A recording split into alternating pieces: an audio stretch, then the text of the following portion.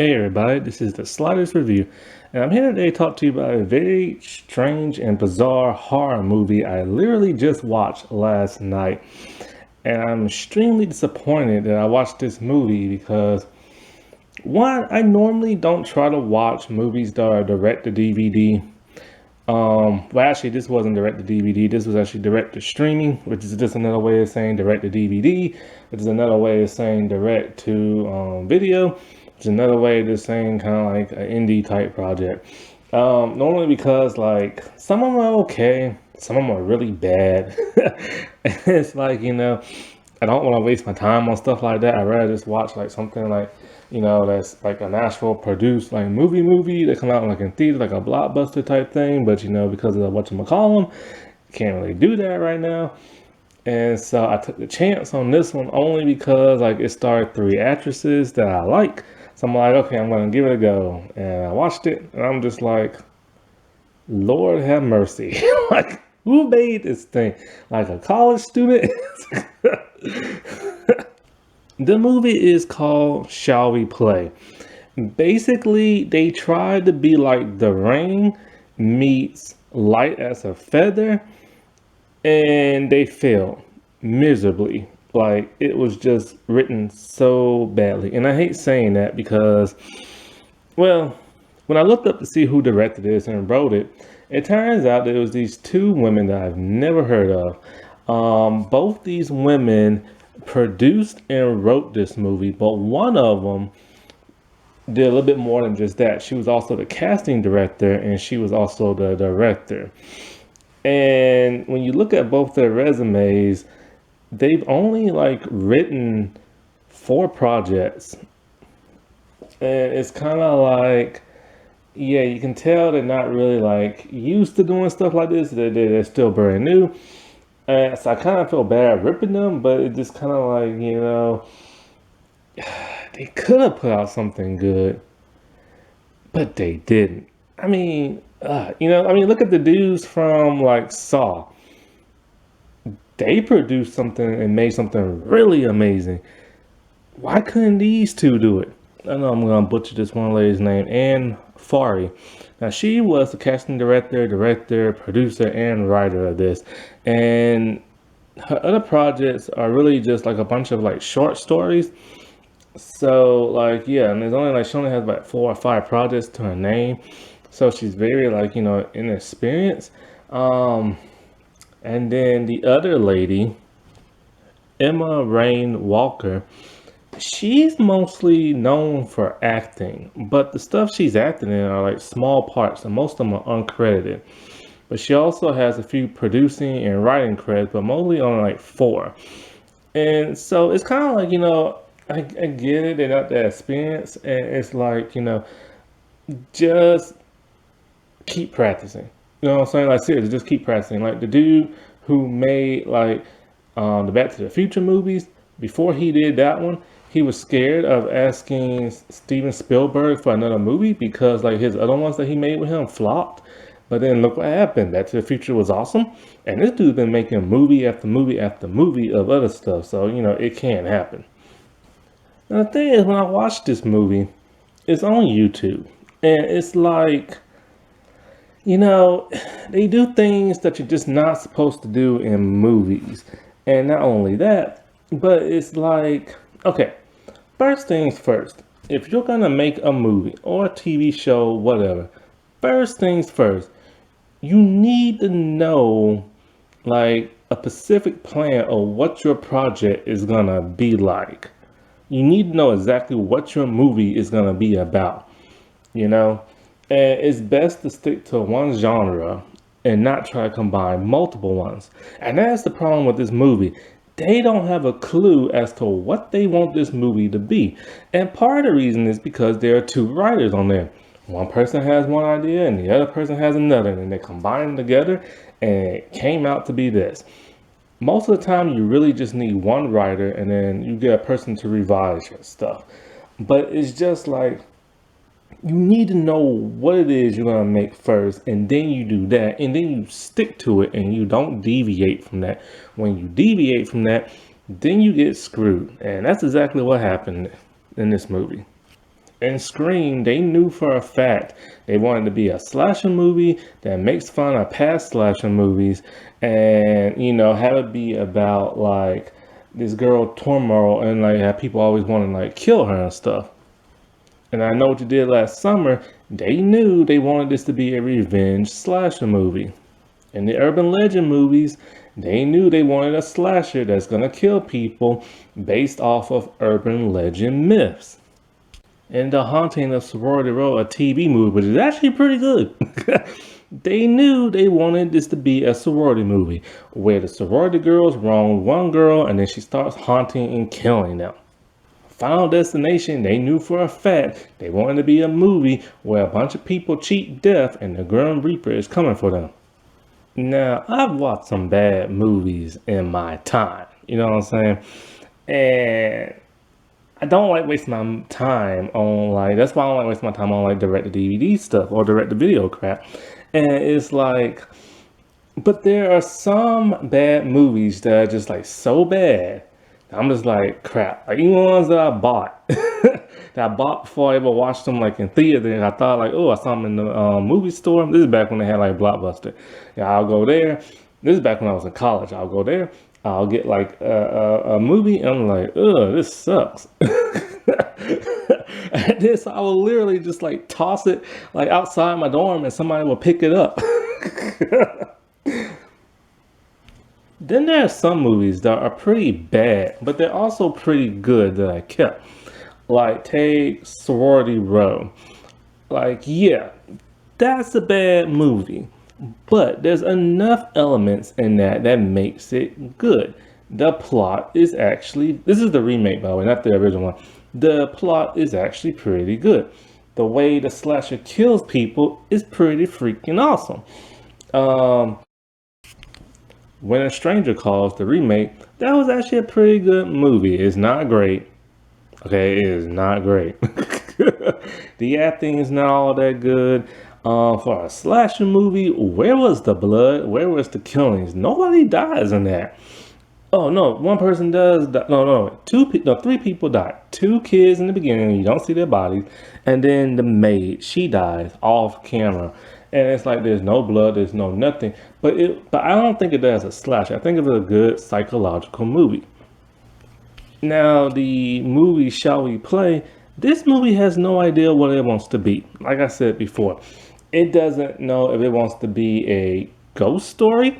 It doesn't know if it wants to be a psychological thriller.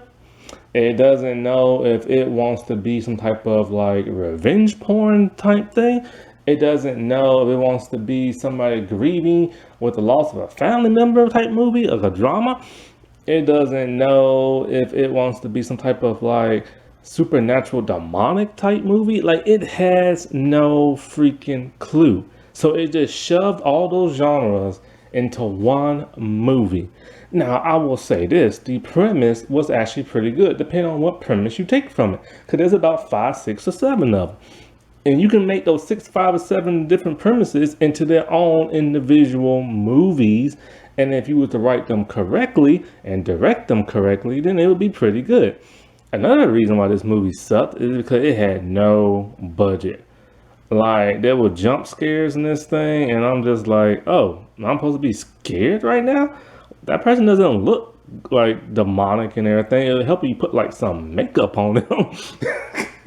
Like I mean, for crying out loud, in the Ring movie, and what was The Grudge, the actual Japanese versions, they just put people in ghoulish white makeup, and that was scary. And the American remakes, they added like prosthetics to their face and some like decayedness and some makeup, and it was even more scary. And it's just like these demonic jump scares, it was just like regular looking people. And I'm just like, dude, what the world? Another reason why this felt like it was made from like college students is because like the music in it. Okay, there was only 1 or 2 different types of musics in the movie. And so like of course, when something scary would happen, they would add the music. But then when something really traumatic and really scary supposed to happen, they increased the volume of the movie to where it was overbearing. And people only do that when they're amateurs because they don't know what they're doing. You don't want your movie to over like shadow or distort like what's going on in the scene, you know? And it was just so unbearable till it sounded screechy and everything. And it's like you just don't do that.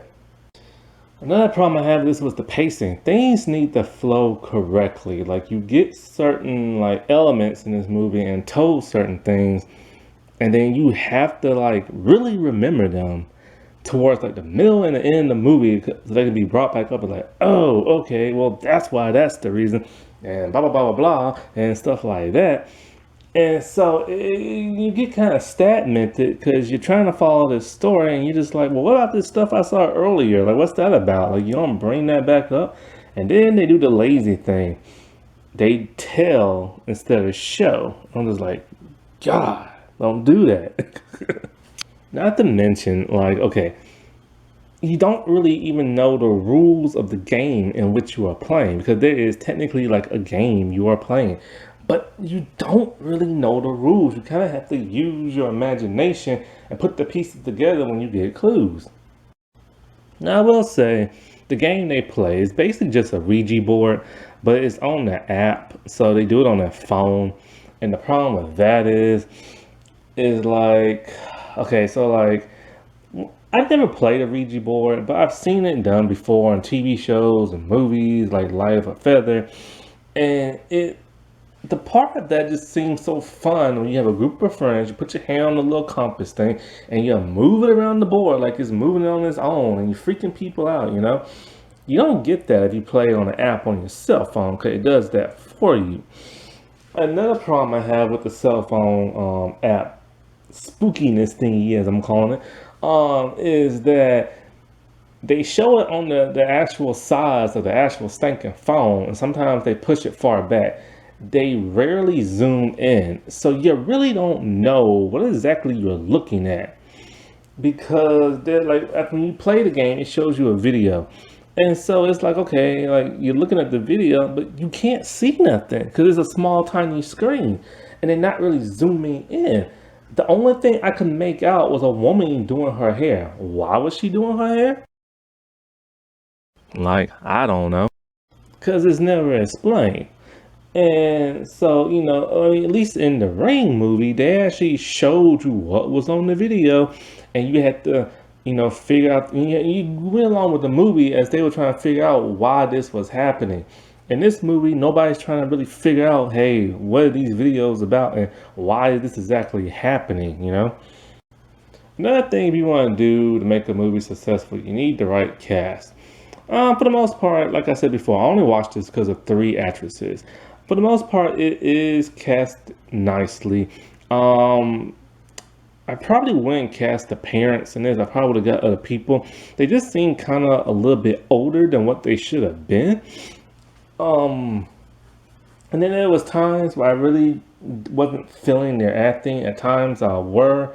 Sometimes with the father, it just seems like he was just there, and it's just like, are you really an actor? Now, as for the leads in this, they do a pretty good job. I like their acting. Like I said before, that's the reason why I watched this to begin with. Sometimes with people's acting in this, it's good, and other times it's not really as good as I would like it to be. Sometimes it was a bit overacting, which is really bizarre because I've seen these people in like other stuff, and I don't understand why they was overacting. And then there was other times where their acting just seemed a bit off, kind of like they was trying something new, and it was just kind of like, you know, they're good at what they do from what I've seen before, but it's just like at times it seemed like this role wasn't quite suited for a person. Like they wasn't quite ready for it yet in their early career. 'Cause these are young actresses in their early 20s and stuff from Canada. I remember I first saw all of them in The Haunting Hour, and then I saw two in Van Helsing, one episode that I'm going to review later on. And then I saw the other two in Strange Empire. Now I'm gonna butcher her name. Okay, the lead, Matria Scarwiener. She plays Stacy, the lead. She's a trouble girl who plays the game, and some craziness happens to her. I thought her acting was pretty good. There were times where it was a little bit overacting, which kind of bothered me because, like, I really wanted to see a lot from this actress. Because with the other two, I've seen them in a little bit more, but with her, I haven't seen that much. Mostly the roles I have seen her in, she mainly plays like she's part of like the lead, but she's kind of always pushed to the back, and she's always playing somebody's sibling or like best friend, and she never really gets much to say, which always bugged me because I've always wanted to see more of her. So this was really cool getting to see her like pretty much have her own movie. But there was times where like in the beginnings of the movies, it's kind of like she was overacting a bit when she was trying to be like freaked out at times. But towards somewhere in the middle and the end, her acting got really good. And it's like her acting at the best was when she was with her grandmother and when she was with that guy. That's like when she really gave some good stuff. And towards the end when she was in the mental place. And like that was really good. Michelle Creeper, she plays Emma. She plays one of the best friends. And I've known her since like Strange Empire, same with Mitria. Matria? I have no idea how to say her name. Her name is exotic and I love it, but I don't know how to say it. Um, let's see. Something else, like I said before, and what was it? The Haunting Hour. And I know she's in that Peter Pan thing. I watched a few episodes. I don't know who exactly she voiced. I know she sings a lot and stuff. Now, Jessica Lloyd. I remember her when I first saw her in Alien Candy. It was an episode of The Haunting Hour, and she freaked the mess out of me when she had on razor teeth. And so, like, I also remember her in that Van Helsing episode where she played like a bigger role in that one episode. So it's kind of like I liked her acting in this too, but there was kind of times where she was slightly overacting, when she was trying to be too obnoxious at times. But for the most part, she was good. Like I said, Michelle was good. Mitria, or however you say her name, was good and stuff. But it was just like there were just times where it was kind of like a little over. But there were times when it was really good, and then there was just times where it was just slightly off, you know. But this is going to be really sad. I'm about to say right now. There were episodes of The Haunting Hour, R.L. Stein's The Haunting Hour, that was way more spookier, creepier, and scarier than this movie combined. There were even some freaky episodes of Goosebumps that was better than this movie. And I hate saying that. But unlike Light as a Feather, this movie didn't even explain the rules of like the game. And Light as a Feather, it did. You knew exactly what you were getting yourself into once you saw that first episode. You knew that once you played Light as a Feather, that the deaths that were predicted came true. And the cast had to try to find a way to stop that. Then in second two, they kind of deviated off course. And they added this whole revenge, stalker, romance, slasher type element to the thing with the paranormal. And even though it was still good, it wasn't what fans signed up for, and it got canceled after that season. But, you know, that was a whole lot better than this movie. So, this movie, it came out last year. And so basically it starts off, you see this old woman and you see these two teenage girls, and they're like out by like the dock area or a mountain cliffside, and they're burying a box with a design on it. We don't know why they're burying it, but since it's called Shall We Play, there's a good chance, you know, you're playing some kind of demonic type game and something. Now the way they're dressed, this is what's so confusing. It looks like they're dressed back in early 1500 clothes. But then soon after that, this girl wakes up. It's Stacy, the one that Matria is playing. She's the main girl. She wakes up in her bed. It's modern day. And she woke up with a jolt. And when she woke up with a jolt, that's now leaving me to believe, okay, the stuff with the two girls and the old lady, was that even real? Or was that even like a dream? Or what was that? Like, it wasn't clear as to what exactly it was. So that's just like really confusing. Then we see her go to her phone, and there's some type of app on there, and it talks about, do you really want to close this out? And she says like, yeah, and stuff like that. And so we don't know what this app is about or nothing like that, but we will soon find out.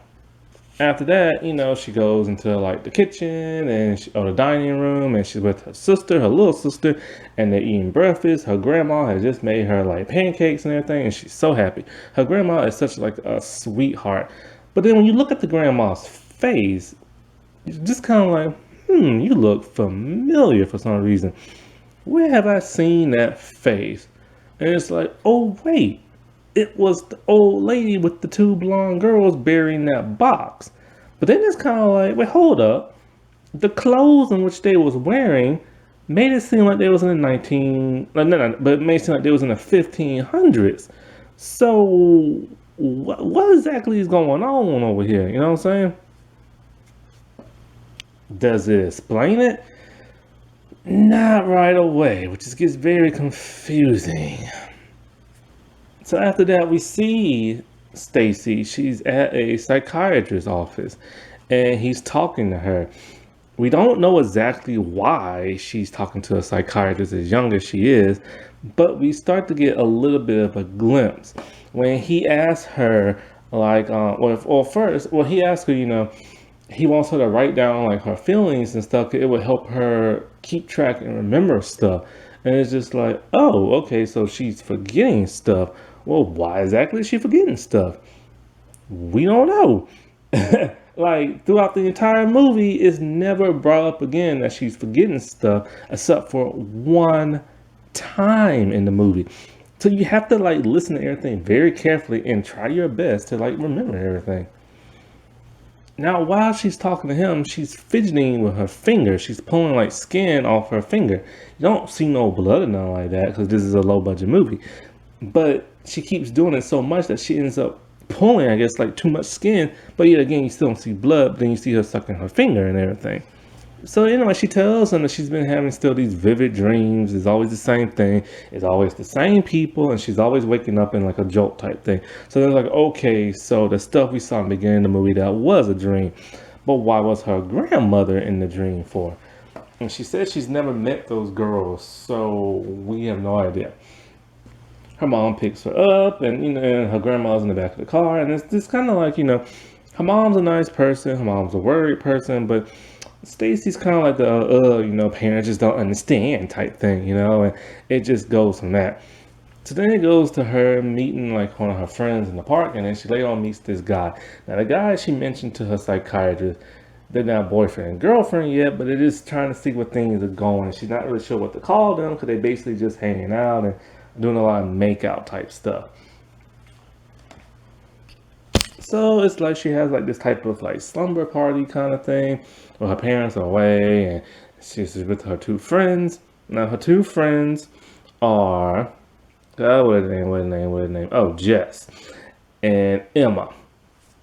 Emma is the supporting like best friend who's worried. She's really sweet. She's really humble. Jess is the opposite.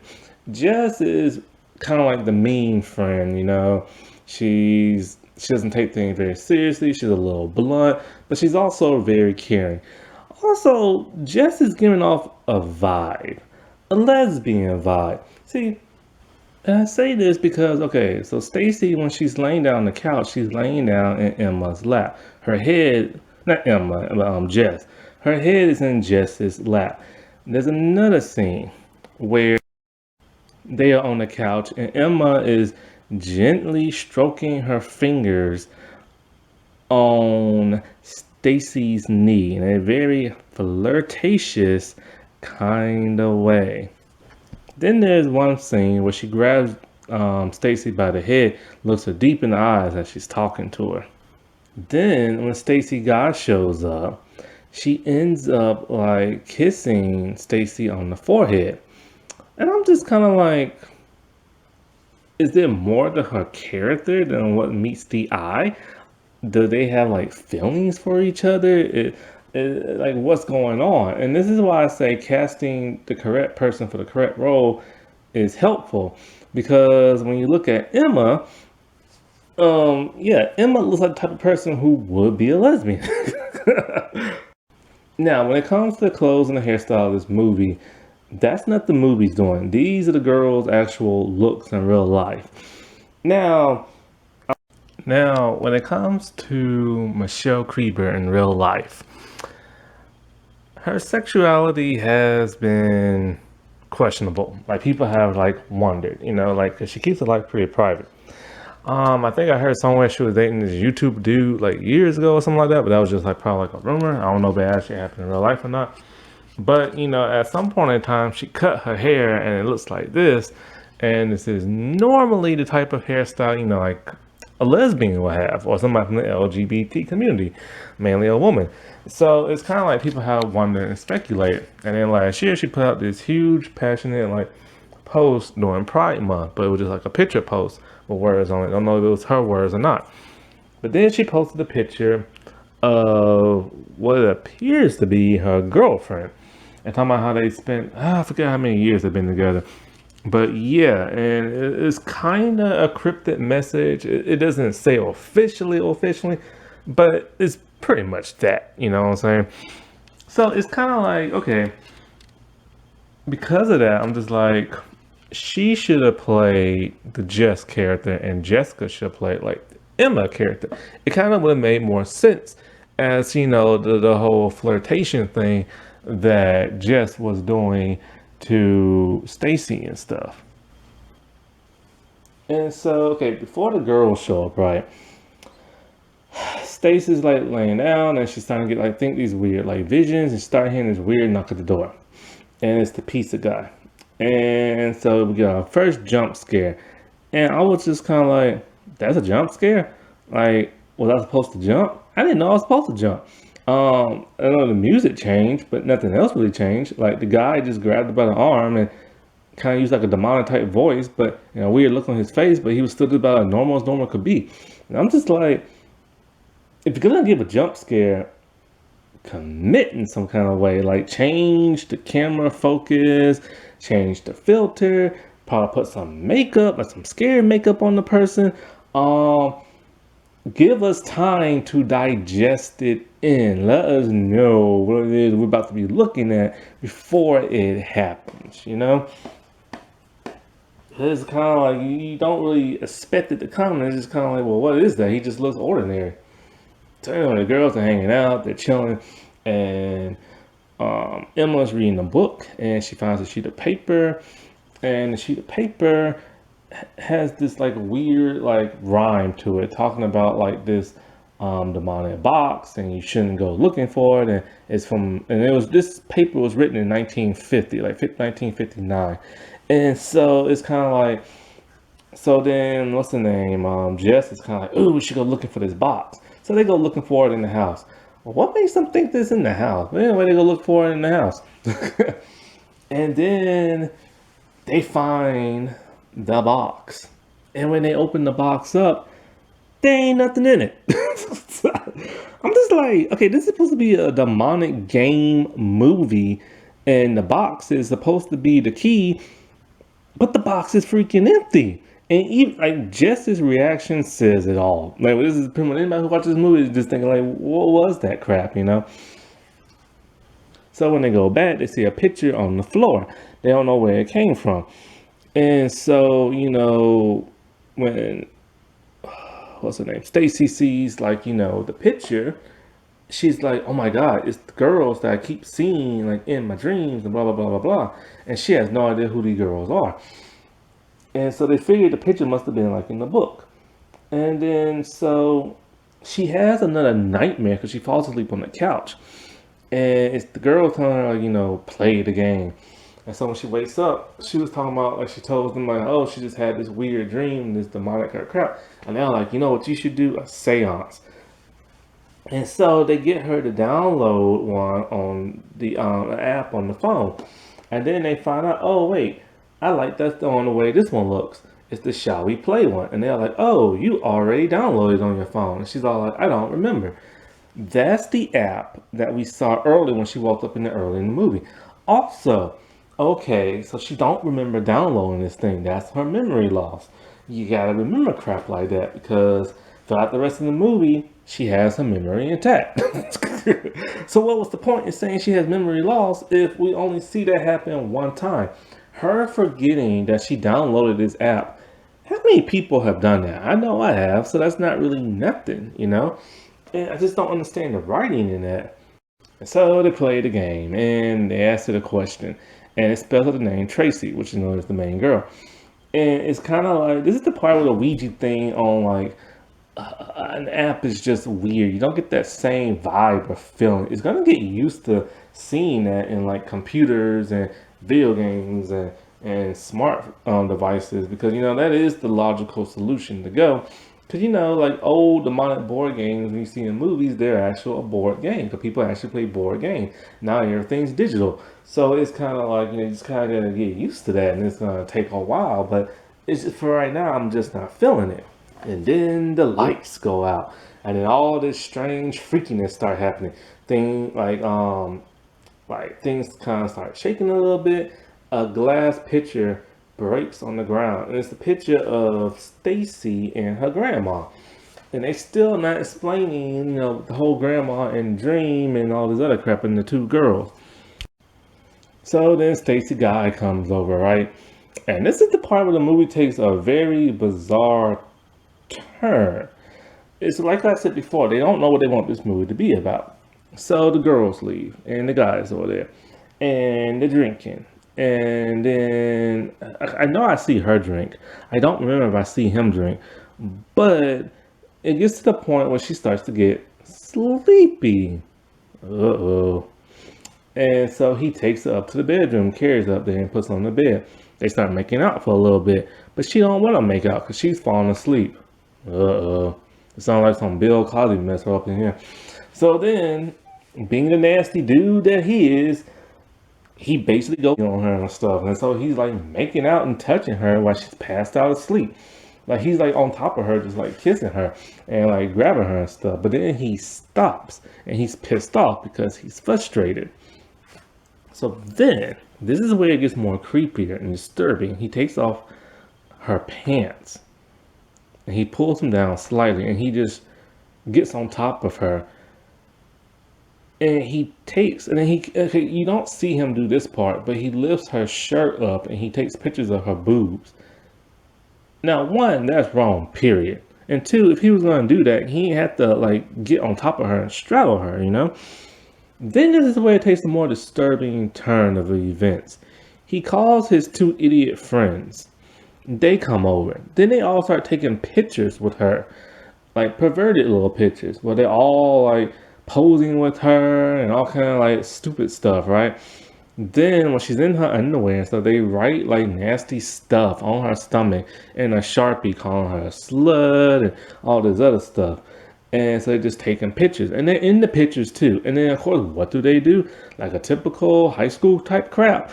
They send it to everybody in the high school. And it's just like, why was this even in the movie? Like, now this is getting to the point of revenge porn. This is supposed to be a demonic board game movie. What does this have to do with anything? Unless she's gonna like get revenge in a demonic type way, or force them to play the game. But we don't know the rules of the game. But let's put a pin in that for later. So she's still having her wacky dreams and the ghost girls. I'm calling them ghost girls. I don't know what they are. Let's call them the freaky girls. So the freaky ghost girls still scaring the daylights out of her. And then, so she wakes up. And we get a scene with both her parents and her little sister. It's now morning time. And they're eating breakfast. And they're discussing what they should do with Stacy. The mom wants to be strict on her because of how they found her when she was asleep, half naked with stuff written on her, and the dad wants to go lenient on her. Lenient? No. If that was my child and she was like that, one, I'll be sympathetic, but then I'll be pissed off after that. You're like, how could you be having boys in this house and we were gone and blah, blah, blah. That's how I would be. After I would be nice, then I'll be pissed off mad. And so this don't make no sense. They don't call the police. It's just like your daughter was probably assaulted. Well, technically she was, and now she's being slut shamed, and they don't call the police at all.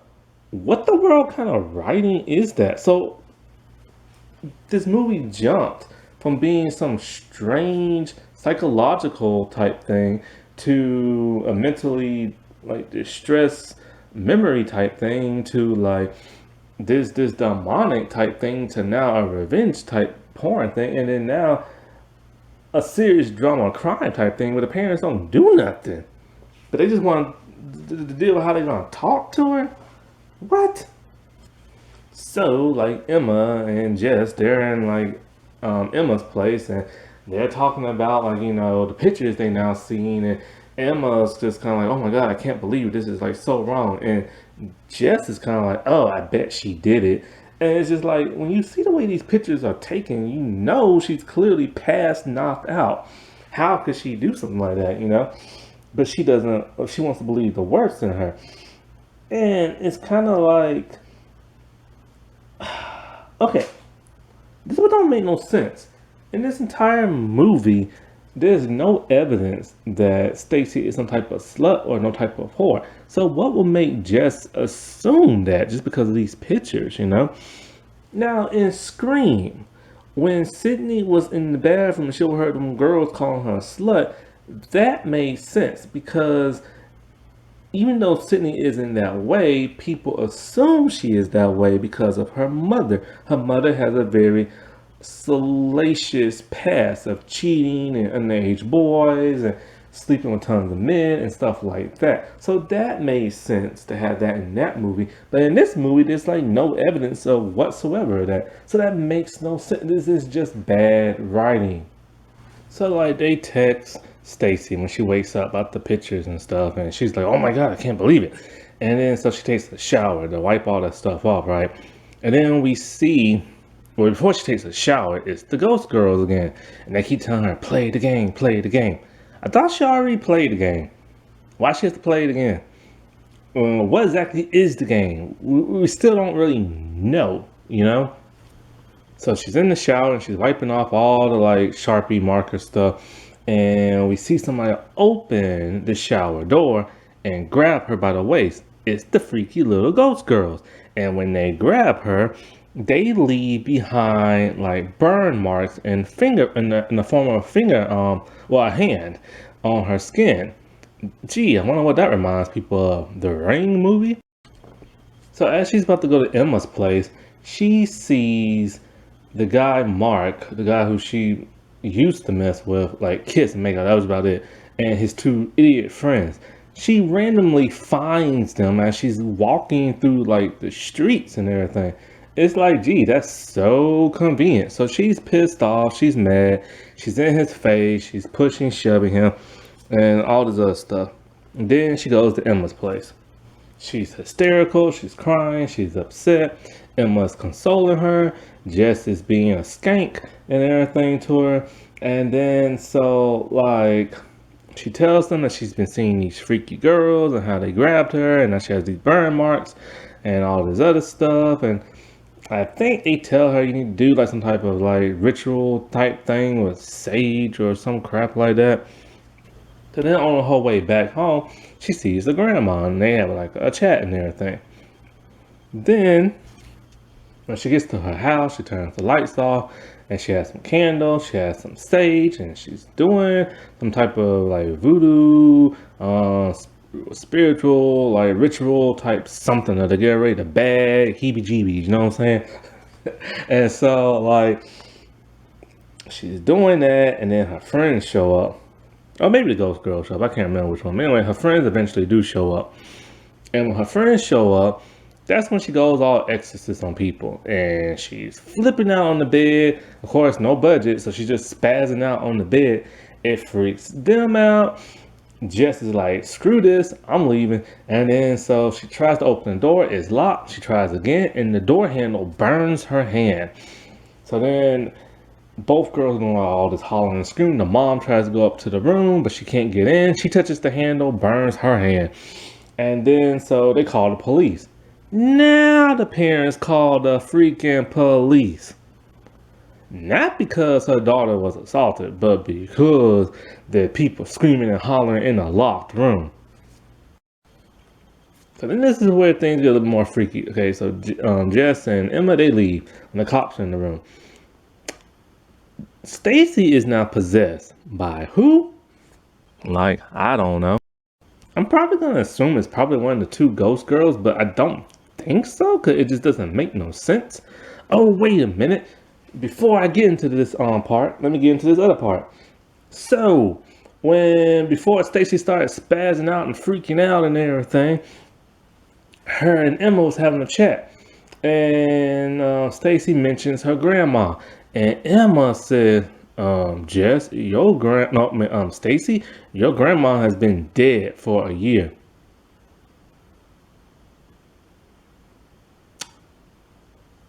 Well, that kind of explains nothing. So her grandma has been dead this whole time. I guess that makes sense as she's the only person who talks to Stacy in the movie. But like, and that kind of explains the whole thing in the beginning of the movie, but not really. But it don't explain why they're wearing these old timey clothes and stuff. And so it's kind of like, okay, so that's why she's seeing a psychiatrist. She's can't get over the grief of the death of her grandmother. But what does this have to do with the rest of the movie and this demonic box and everything? And the two little girls. So, back with the cops. She's in there with the cops, and it's about 4 or 5 cops. And Stacy has not been possessed. By who, like I said, don't know. It can't be the grandmama because of what she's about to do, the grandmama would not be doing. She unbuttons her shirt, bra is exposed, and she's flirting with all the cops. Then she jumps on them, tries to bite one, tries to kiss another one, wrestles with the other one, snaps the wrist of one, cause all of a sudden she has super strength now. I'm not kidding. Then she jumps the bones of another one, and then they grab her, they cuff her, and they take her away. What the world is this movie about? Because we're halfway almost done now.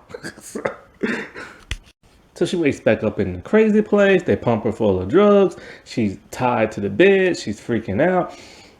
And then she starts to talk to her psychiatrist dude. And they're talking. No, wait, let me skip this part. So before she talks to the psychiatrist dude, she's outside and now she's smoking by herself. One, when has this character ever smoked? We've never seen her smoke in this entire movie, but now all of a sudden she smokes. What are these two writers doing? I don't get it. Like, I really don't. So then she's talking to her grandma. And she's letting her grandma know, hey, so yeah, you've been dead for a whole year. She's like, yeah, blah, blah, blah. But then the grandma tells her about like how she did not want her granddaughter to play that game and all this other stuff. And she's like, she knows, but she misses her and stuff like that. What the world? What is this game really about? There's no really like rules or nothing. And as she's talking to the grandma, the psychiatrist dude can see she's talking to herself. That's when he calls her into his office. She's pissed because he spied on her. But he's like, look, it's my job and stuff like that. And so as they're talking, she tells him that she's still seeing the little ghost girl. And then the ghost girls show up and they're like, play the game, play the game. And I'm just like, she has played the game. Why she has to play it again? And what is exactly the rules of the game? And so she freaks out and all this other crap. And then she goes back to her room. Emma shows up and they're talking. And Emma tells her that Jess is hanging out with Mark. So this pisses Stacy off. And it's just kind of like, so what exactly is Jess? Is she bi? Because she was doing some major flirting with Stacy. Was she doing all that just to like get with the dude or what? I don't know. And I don't think the writers know. But they wrote it. So then the exposition part starts. The parents are talking to the psychiatrist. And he asked them where this photo came from. It's the same photo that they found at the house with 2 little girls on there. And they're all like, well, first he asked them, were there ever like two blonde girls in your family that ever died? And they're all like, yeah, but they never told Stacy of that story. And so they tell us the story instead of showing us the story. But they want to tell us the story because they don't got enough time to show us because this movie sucks and it's low budget. And it's just kind of like, one, did Stacy keep the picture on her? Did the parents find the picture? Who brought the picture to the psychiatrist, dude? And they tell him plain and simple as this. It was back in the 1950s. And the grandmother, she had two sisters, two blonde sisters. See where this is going? And they were teenagers, then they died. It made their grandmother or it made her mother really upset, Stacy's grandmother. And so, okay. And then they talked about how the grandmother found this box in the woods. She opened it up, and I guess she played like a game or some crap like that. Or she just opened the box up, and then all this freaky stuff started happening. It doesn't really say when she opened the box up. Was she a little girl? Was she an adult? Was this last year? Because she did die last year. And so, so then it's kind of like, okay, so this is kind of starting to make a little bit sense, but not really. What do these girls want? What is the purpose of the game? We don't know because the writers don't know and they wrote this crap. So anyway, Stacy's in the room. She's upset. She has Emma's cell phone because Emma left her stuff there. And she's getting these texts. Well, Emma's getting texts from Jess. And it's pissing Stacy off even more. Then the freaky deaky girls show up again, the little ghost girls, and they're like, play your game. And then, so they're talking and stuff like that. And they're scaring the crap out of her. They're undoing her bandages. And they're cradling her. And then this is where some weird crap starts to happen. Okay, so Jess and Mark, they're in the woods. And all of a sudden, Stacy shows up in astral projection form. In her hospital gown and stuff. And Jess is kind of like, oh, what are you doing here? You're supposed to be in the hospital. Okay, time to go. But she doesn't want to go.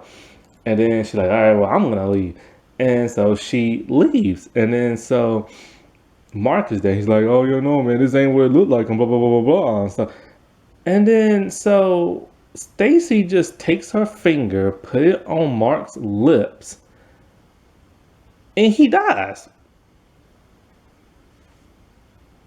Okay, don't get it. And then she starts singing like this song that's the rhyme of like the game. And then she leaves.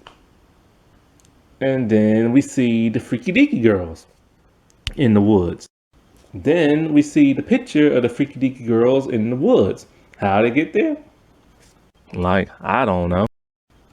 Then, all of a sudden, the two jerks of Mark's friends, they're in the woods too for some bizarre reason. And we see both their throats slit. Who killed them? Like, I don't know. It's never explained. Did the freaky deaky girls do it? Did Stacy do it? Did the grandmama do it? I don't know. We don't know. The writers don't know. Then Stacy's back in her room and she's look like she's dying. And the freaky deaky girls are there. And I think Stacy tells her thank you as blood dripping from her nose. And then Stacy dies. What in the world? So is this like part of like the game? Like as soon as you play, do you die? Is that why the grandmama died? Probably so. And it's just like it's not explained that well. So at the funeral, Emma is talking to Stacy's little sister, and they're talking, they're sad, and then she tells her little sister, she tells Stacy's little sister, don't play that game, don't play that app, blah blah blah blah blah blah blah. So of course, her stupid little sister plays the game and stuff, and they ask her, do you want to connect with your loved ones? And she says yes. And then the next thing you know, the app goes to all her like contacts on her phone. and Emma's one of them and stuff like that. Now we know Emma's not gonna play this game, and we know Jess ain't gonna play this game because right before the Woods, Jess and what's the face Mark got the app on their phone and stuff. And so I guess that's the thing of the game. You play it like okay when you have so it's kind of like this. So, like I said before, Stacy played the game way before the movie even started. Somehow she found out about the legend and forgot about it when she was at the slumber party. So I guess the rules of the game is this. When you have somebody that dies, when you miss them, you can see them again by playing the game. But I guess it ends up taking your life or some bull crap like that. And it's just like this movie sucks, man. It's like nothing is truly explained. They throw all this crap in here and they expect you to figure things out on your own. Then they give you all this explanation stuff that makes a little sense, but not like a lot. And it's just like you spend the whole time watching the movie going from one genre to another one, and everything's just smushed together. This is not how you make a movie whatsoever. Also, it's like never really explained how the game manifests itself from the box into like the internet world. Like in the ring, like we knew that all that freaky paranormal stuff and what happened because I think at one point in time Samara was being videotaped and somehow the demonic crap went into that. But that's about it. And it's just like with this movie, it would have been nice if they had some visuals that help with that, like because it's a psychological thriller, but you don't see it in none of the visuals and stuff. Like you get the jump scares, but you don't even know they're really jump scares and stuff. And The Rain had great visuals for the psychological stuff, and it's just like this was not a good movie. It's not that hard to write a movie. It's really not. I mean, all these cliche things have been done to death. Like I said before, there are like 7 different type of genres up in here, and you could have made a movie off of all those 7. And if you would have took your time, you could have made like a really, really good movie. You know what I'm saying? Or 7 of them. And it's just like I feel bad for the stars in this movie. I feel bad for these new writer, director people and stuff.